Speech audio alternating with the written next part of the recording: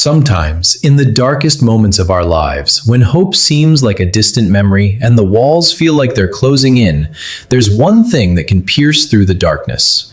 One thing that can remind us we're still human. One thing that can change everything. This is the story of Marcus Williams, a man who had lost everything, a man who had made mistakes that cost him his freedom, a man who was facing his final days in a prison cell, waiting for a sentence that would end his life. But what happened next? What happened when Marcus made one final request? A request that seemed impossible to fulfill, would shake the very foundation of the prison system and touch the hearts of millions around the world. This is a story about unconditional love. This is a story about second chances. This is a story about the unbreakable bond between a man and his dog. And this is a story that will change the way you think about redemption forever. Stay with me as we uncover the incredible journey of Marcus and his beloved German Shepherd, Duke. A journey that began in darkness but ended in light. Let's go back to the beginning. To understand Marcus Williams' story, we need to understand the man he was before everything fell apart. Marcus was born in Detroit, Michigan in 1978. His childhood wasn't easy. His father left when he was just 5 years old, and his mother worked 2 jobs just to keep food on the table. But despite the hardships, Marcus grew up with a good heart. He was kind. He was compassionate. He had dreams. In high school, Marcus was a straight-A student. He was on the basketball team. He had a girlfriend named Sarah who believed in him with all her heart. Everyone who knew Marcus said the same thing. This kid is going places. He's going to make something of himself. But life has a way of taking unexpected turns. When Marcus was 18 years old, he made a decision that would change the course of his entire life. A decision made in a moment of weakness. A decision that he would spend the next 30 years regretting. Marcus got involved with the wrong crowd. His friends were dealing drugs. They were making money fast. And Marcus, who had grown up poor, who had watched his mother struggle every single day, saw an opportunity. He saw a way out of poverty. He saw a way to finally have something, so he joined them. For 3 years, Marcus was part of a drug trafficking ring. He wasn't the kingpin, he wasn't the one making the big decisions, but he was part of it. And when the federal agents came knocking on his door one cold morning in January 1999, Marcus knew his life was over. He was arrested and charged with conspiracy to distribute cocaine. The evidence was overwhelming. The prosecution was relentless. And despite his lawyer's best efforts, Marcus was convicted.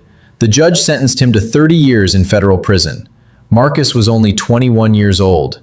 30 years, that's a lifetime when you're 21. Marcus would be 51 years old when he got out, if he got out.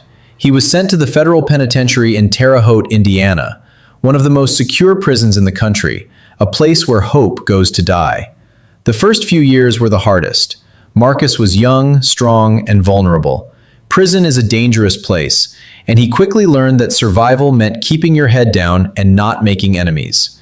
He worked in the prison kitchen. He read books in the library. He tried to stay out of trouble. But in 2003, something happened that would change everything. Marcus was working in the prison yard when he found a dog, a German Shepherd puppy, no more than a few weeks old.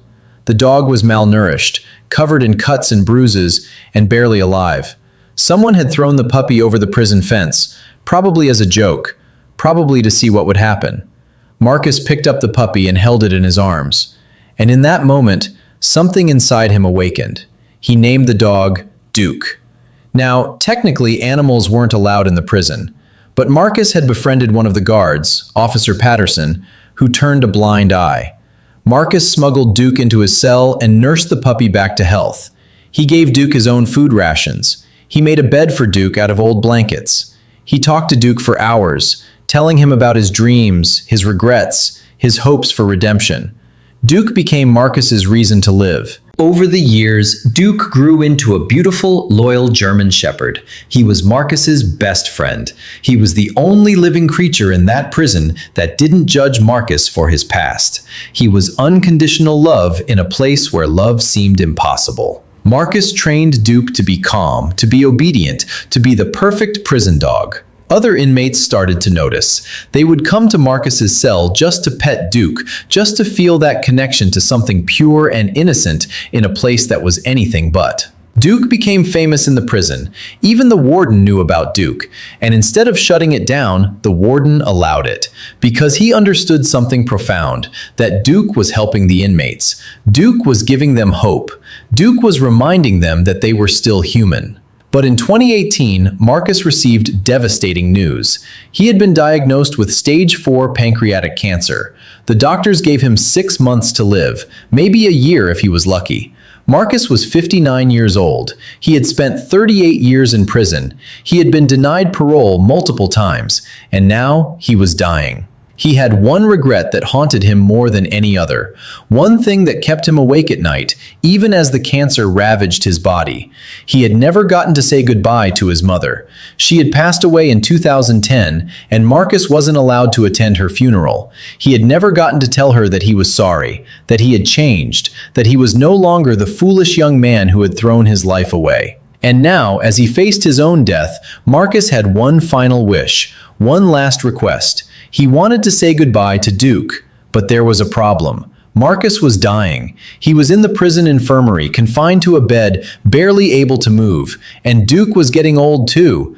Duke was 15 years old now, which is ancient for a dog. Duke had arthritis. Duke had heart problems. The prison veterinarian said that moving Duke from his cell to the infirmary could be too stressful for the old dog. It could kill him. So Marcus made a decision. He decided that he would try to get out of prison one last time, not to escape, but to spend his final days with Duke outside these walls, to take Duke somewhere beautiful, to give his best friend the gift of freedom, even if it was just for a few days. Marcus wrote a letter to the warden. He wrote about his 38 years in prison. He wrote about his rehabilitation. He wrote about how he had changed. He wrote about Duke, and how Duke had saved his life in ways that nobody could understand. And he made a request. He asked for a compassionate release. He asked to be released from prison so he could spend his final months with Duke, outside these walls, in the sunshine. The warden read the letter, and he was moved. But a compassionate release wasn't something the warden could grant on his own. It had to go through the courts. It had to be approved by the federal government, and the process could take months. Marcus didn't have months. Marcus had weeks. What happened next was extraordinary. What happened next shows the power of hope, the power of love, and the power of people coming together to do the right thing. The warden, whose name was James Hutchins, decided to do something unprecedented. He decided to fight for Marcus. Warden Hutchins had been working in the prison system for 40 years. He had seen thousands of inmates come and go, but he had never seen anything like the bond between Marcus and Duke. He had watched Marcus transform from a broken, angry young man into a gentle, compassionate human being. He had seen how Duke had helped not just Marcus, but dozens of other inmates find hope and purpose. So, Warden Hutchins made some phone calls. He called the federal judge who had sentenced Marcus all those years ago. He called the U.S. Attorney's Office. He called the Department of Justice, and he told them Marcus's story. He told them about a man who had spent 38 years paying for his mistakes, a man who had become a model prisoner, a man who had helped countless other inmates turn their lives around, a man who was dying and whose only wish was to spend his final days with the dog he loved. The response was mixed. Some officials said it was impossible. Some said it was a security risk. Some said that Marcus had committed a serious crime and didn't deserve any special treatment, no matter how sick he was. But one person listened. One person understood. One person decided to take a chance. Her name was Judge Patricia Morrison. She was a federal judge with 30 years of experience. She had presided over thousands of cases. But when she heard Marcus's story, something inside her changed. Judge Morrison had a dog, a German Shepherd named Bailey. Bailey had been with Judge Morrison through her divorce, through the death of her father, through all the difficult cases that had weighed on her heart over the years. Judge Morrison understood the power of the human-animal bond. She understood what it meant to love a dog unconditionally. So Judge Morrison decided to review Marcus's case. She looked at his prison record. She read letters from other inmates, from guards, from prison counselors. Everyone said the same thing. Marcus had changed. Marcus was a good man. Marcus deserved a second chance. Judge Morrison made a decision. She would grant Marcus a compassionate release. But there were conditions. Marcus would have to be under house arrest. He would have to wear an ankle monitor. He would have to check in with a parole officer every single day, and he would have to find a place to live outside the prison. But there was another problem. Marcus had no family. His mother was dead. His father had abandoned him decades ago. He had no siblings. He had no friends on the outside. He had spent 38 years in prison. He had no money. He had nowhere to go. It seemed like the compassionate release would be impossible after all. But then, something miraculous happened. A woman named Jennifer Chen saw Marcus's story on the news. Jennifer was a social worker in Indianapolis. She had dedicated her life to helping people reintegrate into society after prison. She had a big heart and a bigger dream: to create a sanctuary where formerly incarcerated people could find hope and healing. Jennifer reached out to Judge Morrison. She said she would take Marcus in. She said she would give him a place to live. She said she would help him spend his final days with Duke, and she would make sure that Marcus's last wish came true. Judge Morrison approved it. On a cold morning in March 2019, Marcus Williams walked out of the federal penitentiary in Terre Haute, Indiana, for the first time in 38 years. He was wearing an ankle monitor. He was weak from cancer. He could barely walk, but he was free, and Duke was with him. The prison had made an exception. They had allowed Duke to leave the prison with Marcus. It was unprecedented. It had never been done before. But Warden Hutchins understood that separating Marcus and Duke would be cruel, so he bent the rules. He did something that technically wasn't allowed, and he did it because it was the right thing to do. Jennifer Chen picked up Marcus and Duke at the prison gates. Marcus was frail, thin, his hair had turned completely white from the cancer treatments, but his eyes were bright. His eyes were full of tears. His eyes were full of gratitude. Jennifer drove them to her home in Indianapolis. It was a beautiful Victorian house with a big backyard. Jennifer had prepared everything. She had set up a comfortable room for Marcus on the first floor so he wouldn't have to climb stairs. She had prepared a cozy bed for Duke in the living room. She had stocked the refrigerator with healthy food, but most importantly, she had arranged for something special. Jennifer had contacted a local animal sanctuary. She had arranged for Marcus and Duke to spend a day at the sanctuary, surrounded by nature, surrounded by other animals, surrounded by beauty. When Marcus and Duke arrived at the sanctuary, Marcus broke down in tears. He had spent 38 years looking at the world through prison bars. He had spent 38 years in concrete rooms. He had spent 38 years surrounded by the sounds of violence and despair. Now, he was standing in a field of wildflowers. The sun was warm on his face. The breeze carried the scent of pine trees. And Duke was running through the field, his tail wagging, his tongue hanging out, his whole body expressing pure joy. Marcus sat down in the grass and cried. He cried for all the years he had lost. He cried for his mother, who never got to see him change. He cried for the man he could have been if he had made different choices. He cried for the gift of this moment, this impossible moment, this moment that should never have happened but did. And Duke came running back to Marcus and put his head in Marcus's lap. And Marcus held his best friend, and they sat together in the sunshine, and for the first time in 38 years, Marcus felt at peace. Over the next few weeks, something extraordinary happened. Marcus's health actually improved. The doctors were shocked. They said it was impossible. They said the cancer should be getting worse. But Marcus's tumor markers were going down. His energy was increasing. His appetite was returning. The doctors had a theory. They believed that Marcus's will to live had been strengthened by his freedom and by his time with Duke.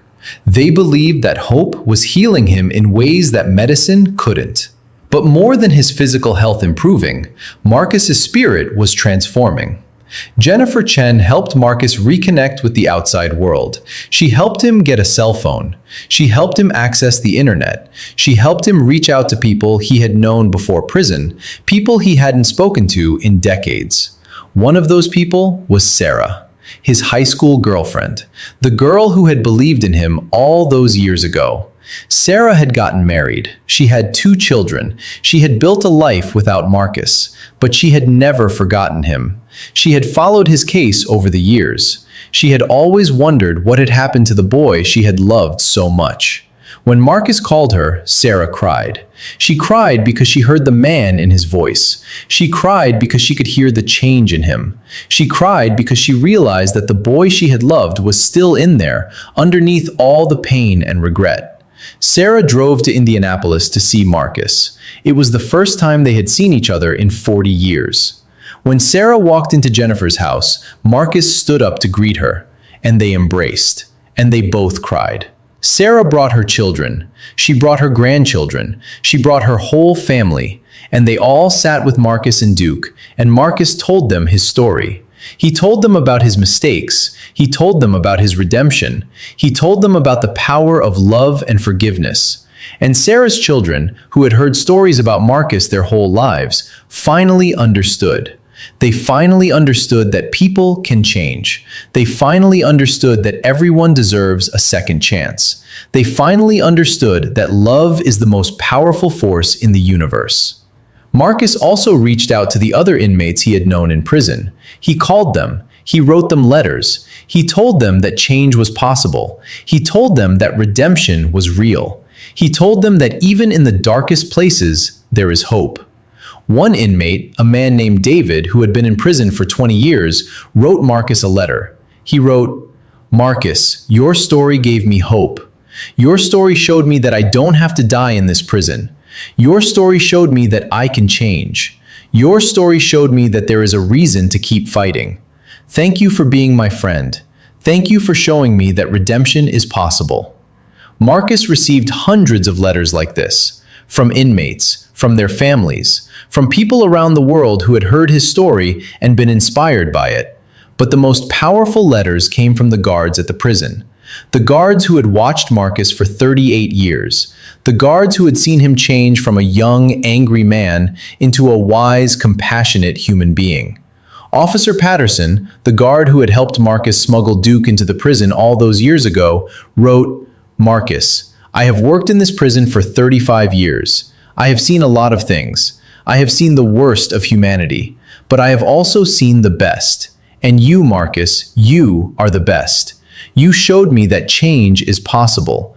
You showed me that people are not defined by their worst moments. You showed me that love can transform anything. Thank you for being my friend. Thank you for showing me why I do this job." Marcus read these letters and cried. He realized that his life, despite all the pain, despite all the mistakes, despite all the years lost in prison, had meant something. His life had touched people. His life had inspired people. His life had changed people. And it was all because of Duke. Because Duke had given Marcus a reason to live. Duke had given Marcus a reason to change. Duke had given Marcus a reason to believe in redemption. Marcus understood that his story wasn't just his story. It was a story about the power of love. It was a story about the possibility of redemption. It was a story about the importance of second chances. It was a story that needed to be told. But as spring turned to summer, Marcus's health began to decline again. The cancer was progressing. The doctors said he had weeks left, maybe days. Marcus knew it was time. He knew that his final wish had been granted. He knew that he had gotten to spend his last days with Duke, in freedom, in sunshine, surrounded by love, and he was at peace. Marcus made arrangements for Duke. He wrote a letter to Jennifer Chen asking her to take care of Duke after he was gone. He asked her to give Duke a good life. He asked her to tell Duke that Marcus loved him more than anything in the world. Jennifer promised that she would. Jennifer promised that Duke would never want for anything. Jennifer promised that Duke would be loved and cared for the rest of his life. On a warm evening in July 2019, Marcus called everyone he loved to his bedside. Sarah came. Sarah's children came. Sarah's grandchildren came. Officer Patterson came. Warden Hutchins came. Judge Patricia Morrison came. Jennifer Chen came. And Duke was there, lying on the bed next to Marcus, his head resting on Marcus's chest, his tail wagging slowly. Marcus looked at all the people in the room and he smiled. He said, I want to thank all of you. I want to thank you for believing in me. I want to thank you for giving me a second chance. I want to thank you for showing me that redemption is possible. I want to thank you for showing me that love is real. I want to thank you for showing me that even in the darkest places, there is light. I spent 38 years in prison. I spent 38 years paying for my mistakes, but I also spent 38 years learning. I spent 38 years changing. I spent 38 years becoming the man I was always meant to be. And I got to do it with the best friend anyone could ask for. I got to do it with Duke. Duke saved my life, not just once, but every single day for 16 years. Duke showed me unconditional love. Duke showed me that I was worth loving. Duke showed me that I was worth saving. And now, as I face the end of my life, I am grateful. I am grateful for my mistakes because they taught me. I am grateful for my time in prison because it changed me. I am grateful for my cancer because it brought me here, to this moment, surrounded by people I love. I am grateful for Duke. I am grateful for all of you. And I am grateful for the chance to tell you all that I love you. Marcus closed his eyes. Duke rested his head on Marcus's chest, and everyone in the room cried. Marcus Williams died 3 hours later, with Duke by his side, with the people he loved surrounding him, with peace in his heart. He was 60 years old. He had spent 38 years in prison. He had spent the last 4 months in freedom. And in those 4 months, he had lived more fully than most people live in a lifetime. But the story doesn't end there. What happened after Marcus's death would prove that his life and his story had changed the world in ways he never could have imagined. After Marcus's death, his story went viral. Videos of Marcus and Duke were shared on social media. Articles about Marcus were published in newspapers around the world. People were moved by his story. People were inspired by his story. People were changed by his story. And something remarkable happened. The federal government, moved by Marcus's story, created a new program. A program specifically designed to grant compassionate releases to terminally ill inmates who had shown genuine rehabilitation. The program was named after Marcus. It was called the Marcus Williams Compassionate Release Program. In the first year, the program granted compassionate releases to 47 inmates. 47 people got to spend their final days with their families. 47 people got to die outside prison walls. 47 people got to experience freedom before they died. All because of Marcus. But that's not all. Warden Hutchins, inspired by Marcus's story, created a new program at the federal penitentiary in Terre Haute. A program that allowed inmates to have dogs. A program that recognized the healing power of the human-animal bond. The program was called the Duke Program, named after Marcus's beloved dog. Inmates in the Duke Program would care for rescue dogs. They would train them. They would rehabilitate them. And when the dogs were ready, they would be adopted by families on the outside. The program has been so successful that it has been replicated in prisons across the country. Hundreds of dogs have been saved. Hundreds of inmates have found purpose and healing. Hundreds of families have found their perfect companion, all because of Marcus and Duke. And Duke himself? After Marcus's death, Duke lived with Jennifer Chen. Jennifer kept her promise. She gave Duke the best life possible. Duke spent his final years playing in Jennifer's backyard, being loved by Jennifer's family, being visited by the people who had known Marcus. So what is the lesson of Marcus's story? What is the message that we should take away from this incredible journey? I think the lesson is this: love is real. Love is powerful. Love can transform anything. Love can redeem anything. Love can heal anything. Marcus Williams was a man who had made terrible mistakes. Marcus Williams was a man who had spent 38 years in prison. Marcus Williams was a man who had lost everything. But Marcus Williams was also a man who was loved. And that love changed everything. Duke was just a dog. Duke was a dog who had been thrown over a prison fence, left to die. But Duke was also a dog who was loved. And that love changed everything. Together, Marcus and Duke showed us something profound. They showed us that redemption is possible. They showed us that second chances matter. They showed us that even in the darkest places, there is light. They showed us that love is the most powerful force in the universe. Marcus is gone now. Duke is gone now. But their story lives on. Their story inspires people every single day. Their story reminds us that we are all capable of change. Their story reminds us that we are all worthy of love. Their story reminds us that our lives matter. If you are struggling, if you feel like you have made mistakes that can never be forgiven, if you feel like you are beyond redemption, I want you to know something. I want you to know that Marcus felt the same way. I want you to know that Marcus thought his life was over. I want you to know that Marcus thought he would die in prison, alone, forgotten. But Marcus was wrong, and you would be wrong too.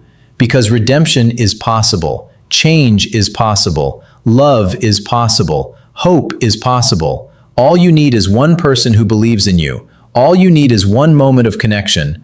All you need is one reason to keep fighting. For Marcus, that reason was Duke. What is your reason? Who is your Duke? Find them, hold on to them, let them love you, and let that love transform you.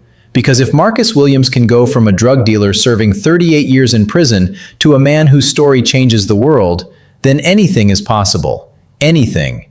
This is the story of Marcus and Duke. This is the story of redemption. This is the story of love. This is the story that changed everything. Thank you for watching. Thank you for listening. Thank you for believing in the power of second chances. And if you love this story, please share it. Please tell your friends. Please tell your family. Because Marcus's story needs to be told. Because Duke's story needs to be told. Because the world needs to know that redemption is real. Thank you.